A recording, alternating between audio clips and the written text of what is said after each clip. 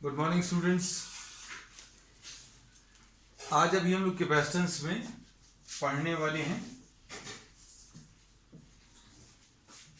Spherical capacitor. Spherical capacitor में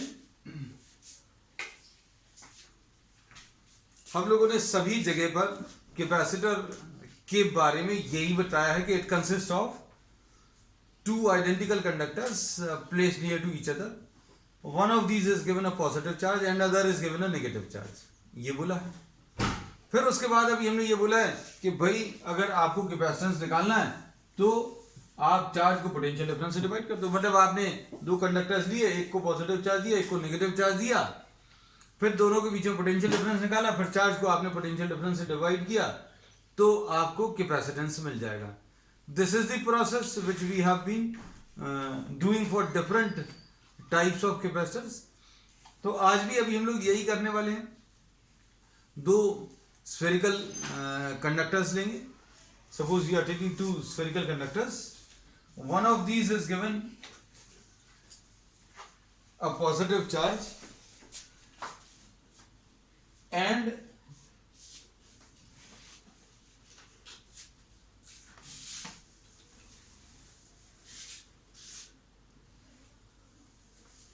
suppose ये ले लिया and these are the two conductors. ये ए है, इसकी रेडियस बी है। अंदर वाले के ऊपर प्लस क्यू चार्ज दे दिया और बाहर वाले के ऊपर equal amount of negative charge ये दे दिया माइनस क्यू।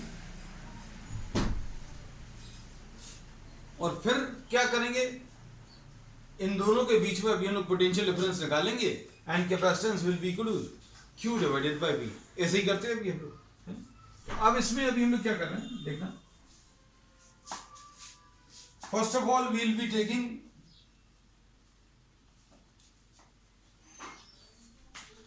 अ गॉसियन सरफेस। हम लोग पोटेंशियल डिफरेंस अगर निकालना है C की value Q divided by V है। अब Q डिवाइडेड बाय V लेने के लिए अब हम लोग इसमें यूज करेंगे पहली बार किसका, V is equal to E dot d r. ये रिलेशन अभी हम लोग कर चुके हैं और इसको अभी हम लोग यूनिफॉर्म इलेक्ट्रिक फील्ड के लिए V is equal to E into d लेते हैं। इंटीग्रेशन या डिफरेंशिएशन के प्रॉब्लम्स अभी हम लोग तब इंटीग्रेशन या डिफरेंशिएशन का यूज अभी हम लोग तब करते हैं फिजिक्स में जब कोई चीज चेंज हो रही है।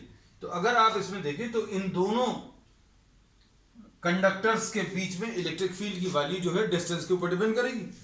Suppose you are given a point P, ये कोई पॉइंट पी दिया हुआ है, इस पर आपको इलेक्ट्रिक फील्ड बतानी है। इसका ये जो डिस्टेंस है सपोज r है, ठीक। अब जिस पॉइंट पर भी आपको इलेक्ट्रिक फील्ड निकालनी है उस पॉइंट से पास होता हुआ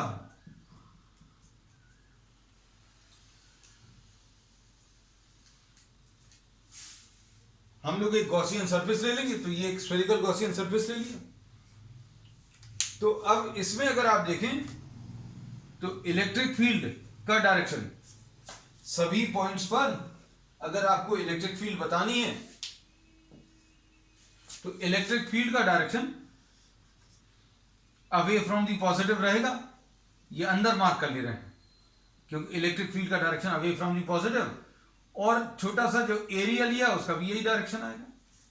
तो अभी हम लोग ये कहते हैं कि फॉर सिलेक्टिंग और in selecting a spherical surface we have an advantage. क्या एडवांटेज है? For all the points on this spherical Gaussian surface angle between E and D S will be zero. तो सबसे पहला स्टेप क्या है, find electric field between the spheres. सबसे पहला step ये है। इलेक्ट्रिक फील्ड निकालने के लिए take a spherical Gaussian surface Gaussian surface को अभी हम लोगों ने जीएस लिखा है, थ्रू द पॉइंट पी। आपने एक स्फेरिकल गॉसियन सरफेस ले लिया through the point P, and for all the points on the Gaussian surface theta की वैल्यू 0 रहेगी, angle between E and ds 0 आएगा।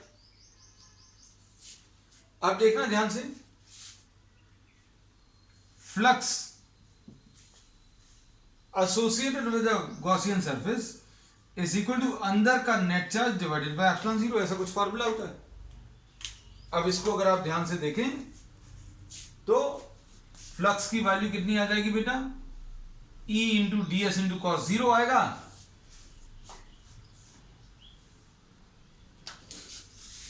और इसके अंदर का नेट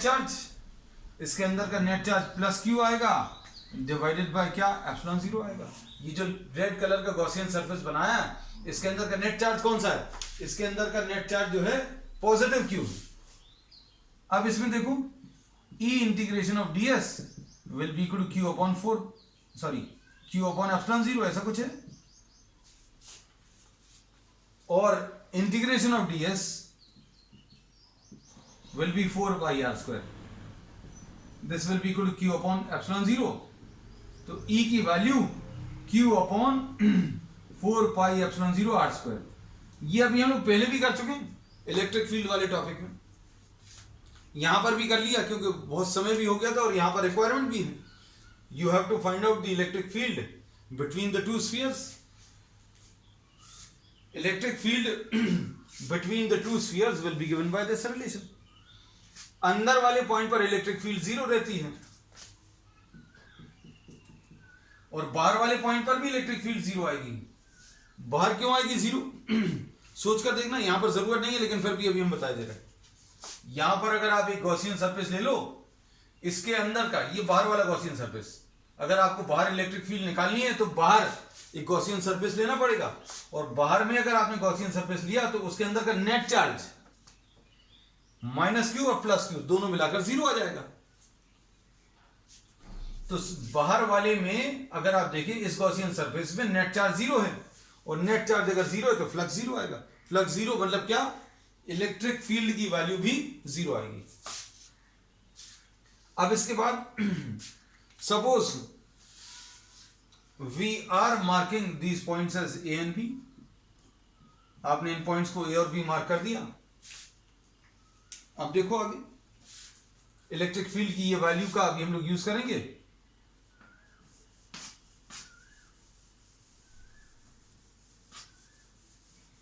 इसको और एक और तरीके से भी अभी हम करा देंगे क्योंकि हम कोशिश यही करते हैं कि आपको कॉन्सेप्चुअली सारी चीजें क्लियर रहे। इसके लिए जितनी पॉसिबिलिटीज हैं वो सारी डिस्कस कर देते हैं। तो electric field between the spheres पता चल गया कितना, Q upon 4 pi epsilon 0 r square, ऐसा कुछ आएगा। अब इसके बाद potential difference between the points A and B we will be found by taking E dot d r. R यहां की तरफ जो है पॉजिटिव है, इलेक्ट्रिक फील्ड भी इसी डायरेक्शन में, ठीक है। और ये इंटीग्रेशन अभी हम लोग करेंगे कहां से कहां तक, B से A तक। we'll be doing this integration from B to A। क्योंकि पोटेंशियल डिफरेंस की डेफिनेशन अगर याद हो तो अभी हम लोग इस पे यही कहते थे कि potential difference between the two points अगर आपको कैलकुलेट करना है तो आप work done in moving the charge from B to A divided by the charge which you are moving, VA minus VB अगर निकालना तो WBA अभी हम लोग कैलकुलेट करते हैं, है ना। तो यही चीज अभी हम लोग यहां पर अप्लाई करेंगे। V की वैल्यू माइनस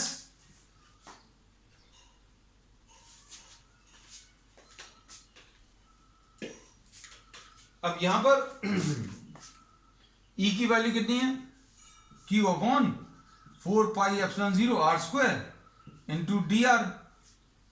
और E और डी आर, इलेक्ट्रिक फील्ड और डी आर इन दोनों के बीच में एंगल जो है 0 है। और ये आर की वैल्यू कहां से कहां तक चेंज हो रही है? आर की वैल्यू बी से लेकर आर की वैल्यू ए तक। अब इसमें क्या चीज कॉमन ले सकते हैं? Minus q upon 4 pi epsilon 0 common.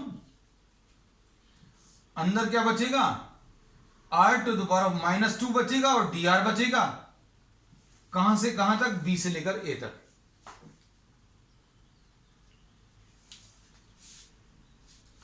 अब इसमें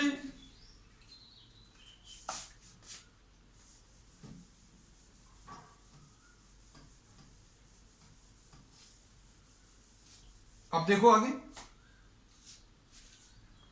v की value -q upon 4 pi epsilon 0 ऐसा कुछ है। अब r to the power of -2 का इंटीग्रेशन कितना आ जाएगा? r to the power of -2 + 1 upon -2 + 1। कहां से कहां तक? b से a तक।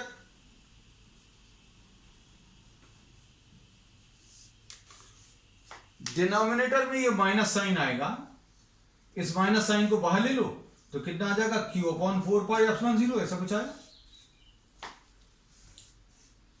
और इधर पर कितना आएगा? r to the power of -1 b2 है। और ये r to the power of -1 को अभी हम लोग क्या लिख सकते हैं? q अपॉन 4 पाई एप्सिलॉन 0, ये 1 अपॉन r आ जाएगा।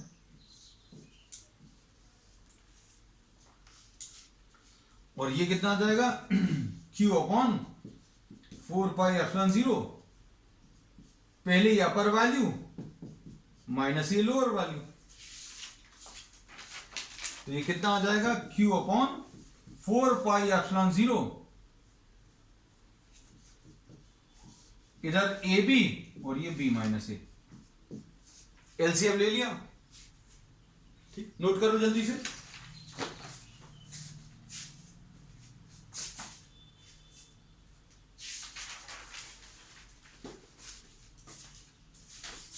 अब देखो इसके बाद क्या करने वाले हैं।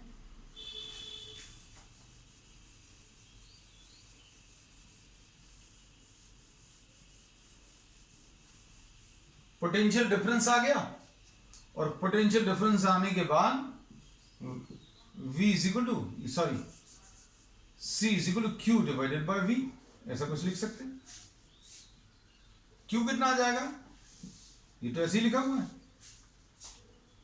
V की वैल्यू जो अभी हम लोगों ने निकाली है कितनी है? Q upon 4 pi epsilon 0 AB, और इधर B माइनस ए। ये पूरा ऊपर ट्रांसफर होगा, ये Q कैंसिल होगा, तो C की value 4 pi epsilon 0 AB upon what? B minus A, ऐसा कुछ आ जाएगा। तो इसमें फिर से कैपेसिटेंस किसके ऊपर डिपेंड कर रहा है? Capacitance is depending on the geometry. Geometry के ऊपर डिपेंड कर रहा है, मतलब radius of the inner sphere, radius of the outer sphere. Inner spherical conductor and outer spherical conductor, इनके रेडियस के ऊपर डिपेंड कर रहा है। और अगर कोई मीडियम भी है तो अभी हम लोग मालूम है, अगर मीडियम है तो ये 4 पाई एप्सिलॉन 0 के आ जाएगा। That's all. अब इसके बाद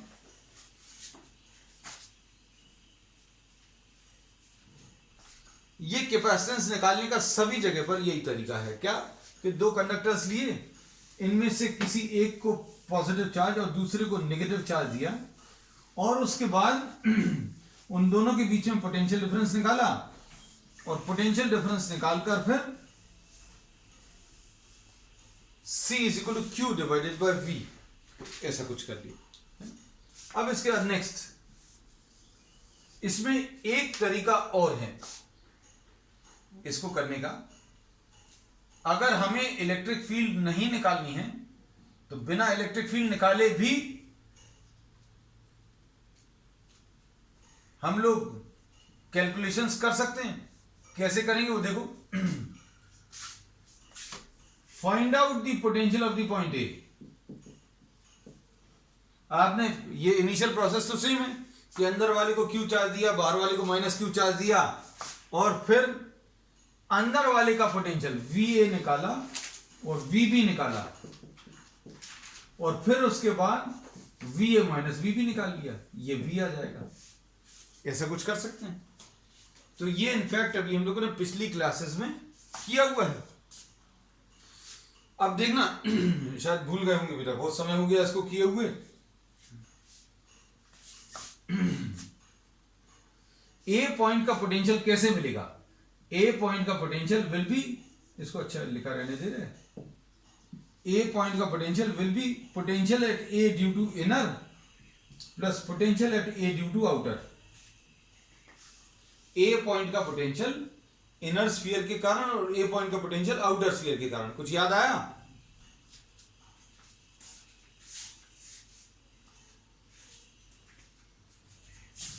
देखो, ए पॉइंट पर इनर के कारण, तो अब आप ए पॉइंट बनाइए और इनर स्फीयर बनाइए,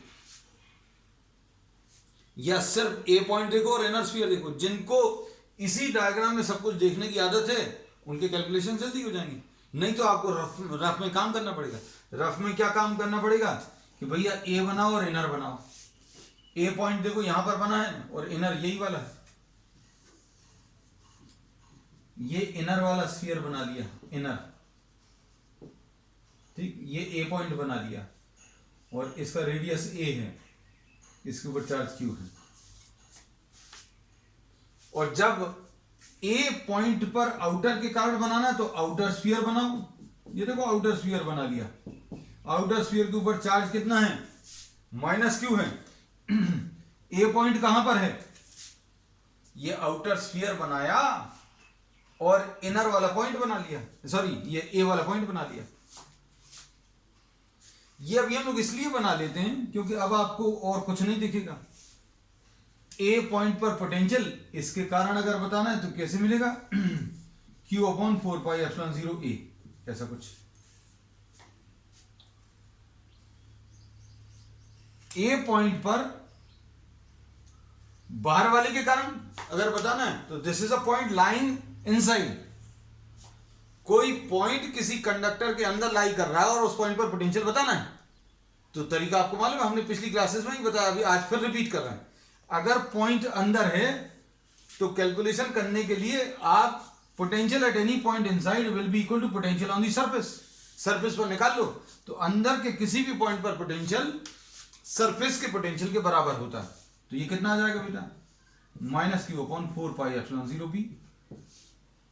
ये कितना आ गया? Q upon 4 pi epsilon 0 1 upon A minus 1 upon B.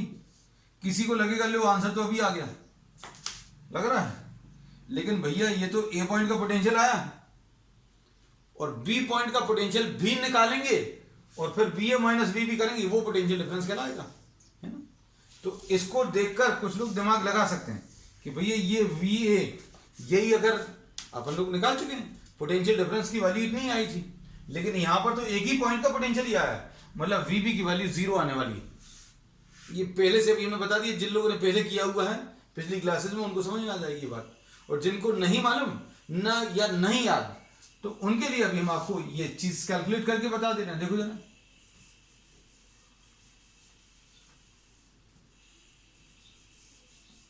potential at point B will be potential at B due to inner plus potential at B due to outer. B point का potential inner के कारण होगा और outer के कारण होगा, जैसा ए पर निकाला था वैसे। देखो कैसे,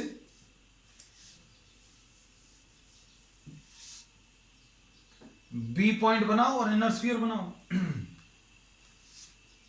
इनर स्फीयर ये बना लिया, थोड़ा सा छोटा बनाया बेटा अभी हमने क्योंकि जगह कम पड़ जाएगी। ये इनर वाले के ऊपर प्लस क्यू है और ये बी पॉइंट बाहर है, ये इनर है और ये बी पॉइंट बाहर। इस बी पॉइंट का जो डिस्टेंस है स्मॉल बी है। उसके बाद ये वाला डायग्राम बनाओ, बी पॉइंट और आउटर, आउटर के ऊपर चार्ज माइनस क्यू है और ये बी पॉइंट है। अब देखो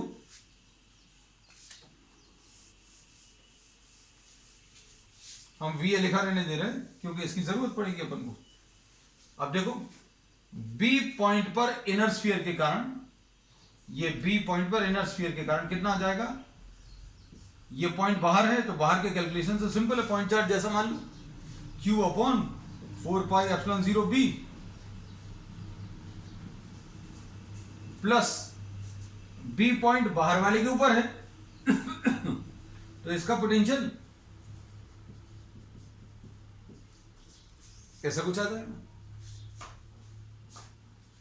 तो बी पॉइंट का पोटेंशियल जो है कितना आ जाएगा, 0।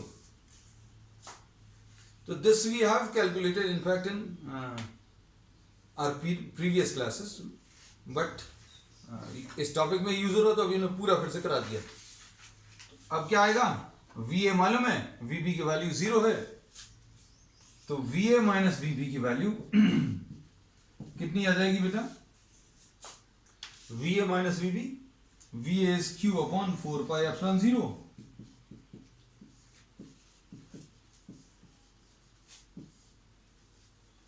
और वी बी की वैल्यू 0 है।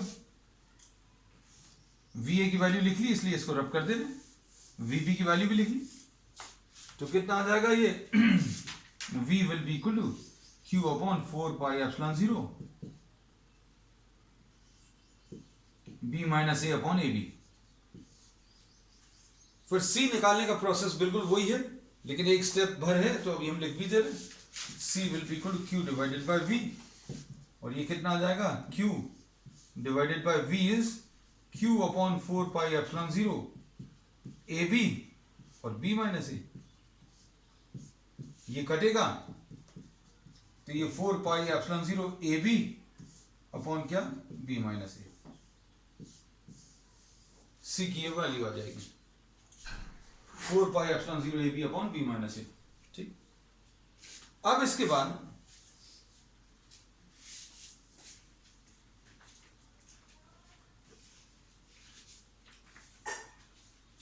इसमें ध्यान से देखना हम लोग कैपेसिटेंस जो है ऐसा बोलते हैं कि it gives us an idea about the capacity to hold charges, मतलब जिस अरेंजमेंट का C ज्यादा होगा उसकी चार्ज होल्डिंग कैपेसिटी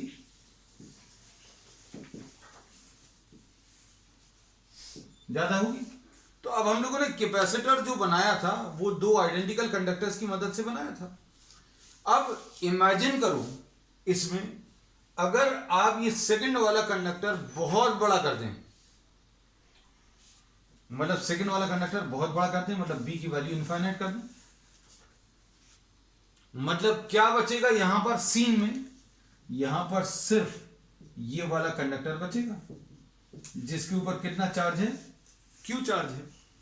तो चार्ज होल्डिंग कैपेसिटी निकालना अगर है तो दो कंडक्टर्स का अरेंजमेंट लेते थे अभी तक हम लोग ये कह रहे हैं कि एक सिंगल कंडक्टर की भी चार्ज होल्डिंग कैपेसिटी निकाली जा सकती है।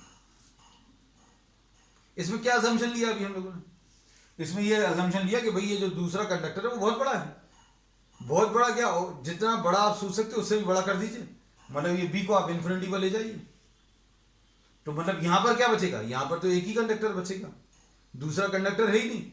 तो अगर आपके पास कोई स्फेरिकल कंडक्टर है आपके पास में तो वो एक आइसोलेटेड कंडक्टर रहेगा। दूसरा कंडक्टर भी चाहिए रहता है तो दूसरा कंडक्टर कहां पर है, इनफाइनाइट पर, इन्फिनिटी पर, इनफाइनाइट साइज का। तो अब हम लोग इसके बेसिस पर कैलकुलेट कर रहे हैं capacitance of a isolated sphere.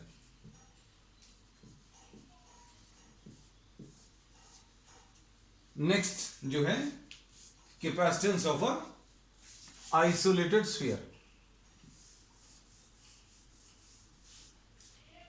अब इसमें सुनना बेटा ध्यान से b की वैल्यू अगर ये तो a हो गया, अब b कितना हो गया बेटा, infinity.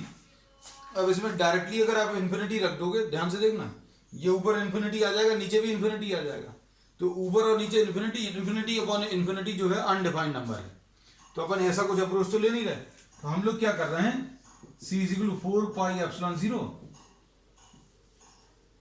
ab upon b minus a, divide numerator and denominator by b। और न्यूमरेटर और डिनोमिनेटर को b से डिवाइड कर दो, फिर क्या होगा, c की वैल्यू कितनी आ जाएगी, 4 पाई एप्सिलॉन 0 a, अगर b से डिवाइड किया तो 1 माइनस ए अपॉन बी, ऐसा कुछ आएगा। अब इसमें b की वैल्यू इंफिनिटी ले लो, तो c की वैल्यू कितनी आ जाएगी, 4 पाई एप्सिलॉन 0 a, b की वैल्यू अगर इंफिनिटी ले लें तो ये 0 आ जाएगा। अगर किसी नंबर को आप इंफिनिटी से डिवाइड कर दें तो आंसर कितना आ जाएगा, 0। तो इसका आंसर कितना आ गया, c is equal to 4 pi epsilon 0 a।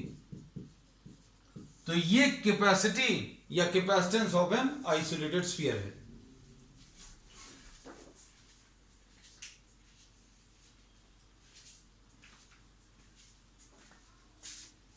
ठीक, अब देखना ध्यान से, capacitance of an isolated sphere आप उसी कॉन्सेप्ट को लेकर भी निकाल सकते हैं, C is equal to Q divided by V। आपने क्या किया, किसी कंडक्टर को कोई चार्ज दे दिया तो क्या होगा, इसका पोटेंशियल कितना आ जाएगा, Q upon 4 pi epsilon 0 a।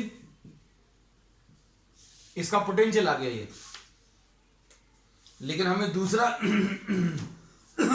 दूसरा वाला भी कंडक्टर चाहिए रहता, उसका रेडियस इंफिनिटी है, उसकी रेडियस अगर इंफिनिटी है तो क्या होगा, उसका पोटेंशियल तो 0 आ जाएगा। तो V की वैल्यू एक्चुअल में ये आ गई, potential difference between the to, Q upon 4 pi epsilon 0 a minus 0। या फिर सिंपल आप ऐसा कह सकते हो कि भाई आपने Q चार्ज दिया तो Q upon 4 pi epsilon 0 a minus 0 is the potential at infinity. अब C की value Q divided by V, V की value Q upon 4 pi epsilon 0 a, ऐसा कुछ है, रिजल्ट वही आ रहा है। इसमें हमने क्या किया, एक्चुअल में कैलकुलेशंस करके बता दिए। So this is what capacitance of an isolated sphere. किसके ऊपर डिपेंड कर रहा है बेटा, सिर्फ रेडियस के ऊपर डिपेंड कर रहा है। This is just depending on the radius.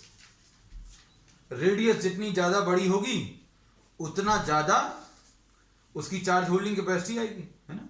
Imagine करिए अगर हम अर्थ की चार्ज होल्डिंग कैपेसिटी निकालें, तो अर्थ की चार्ज होल्डिंग कैपेसिटी निकालने के लिए अभी हमें किस चीज की जरूरत पड़ेगी बेटा, उसके रेडियस की जरूरत पड़ेगी। रेडियस अपन को मालूम है, कोशिश करें। तो नेक्स्ट अभी हम लोग ले रहे हैं, this is one of the favourite questions in competitive exams, the capacitance of earth. अब हम लोग जो नेक्स्ट टॉपिक ले रहे हैं, नेक्स्ट टॉपिक कह लो, न्यूमेरिकल कह लो, आपको जो जैसा भी नोट करना है वैसा, capacitance of earth.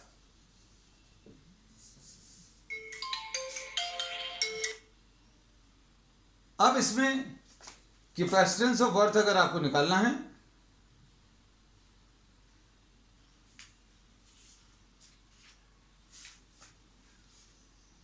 Capacitance of earth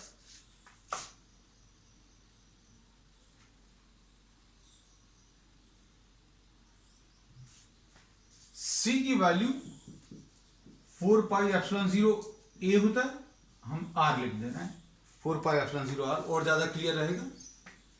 इसमें रेडियस जो है 6400 किलोमीटर से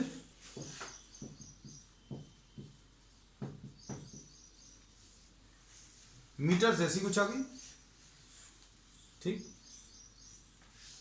अब इसको अगर आप देखें तो C की value 4 pi epsilon 0 into 6400 into 1000, ऐसा कुछ आएगा। एप्सिलॉन जीरो की वैल्यू कितनी होती है 8.85 इंटू 10⁻12। अगर वो रखोगे तो सॉल्व करते रह जाओगे, है ना। तो हमें क्या चीज अच्छी लगती है, 1/4 एप्सिलॉन जीरो ज्यादा अच्छा लगता है। क्यों? क्योंकि इसकी वैल्यू 9 इंटू 10⁻9 होता है। कैलकुलेशंस करने के तरीके सीखिएगा इससे।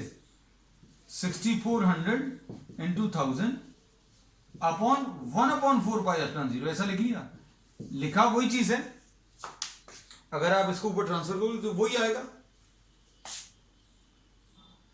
तो इसमें फायदा क्या हो गया अभी तक,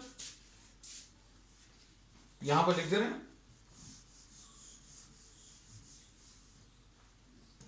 सी की वैल्यू ये कितना आ जाएगा 6400 इंटू 1000 अपॉन 9 इंटू 10⁻9, ऐसा कुछ आएगा। अब हम लोग क्या कर रहे हैं, इसमें ये 3 जीरोस कैंसिल कर दे रहे हैं, तो 10⁻6 आएगा।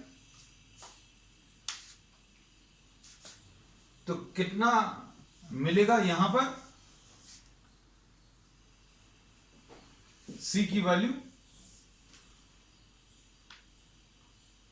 6400 डिवाइडेड बाय 9 इंटू 10⁻6, ये कितना आ जाएगा, 9 7 63, 1 9 1 9, 1।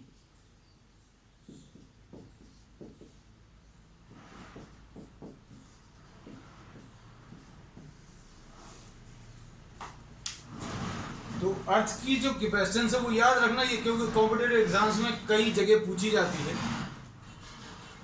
Capacitance of earth. तो कैपेसिटेंस ऑफ अर्थ जो है कितनी है, इतना बड़ा अर्थ और 1 फैराड भी नहीं, कितनी है 711 माइक्रोफैराड्स।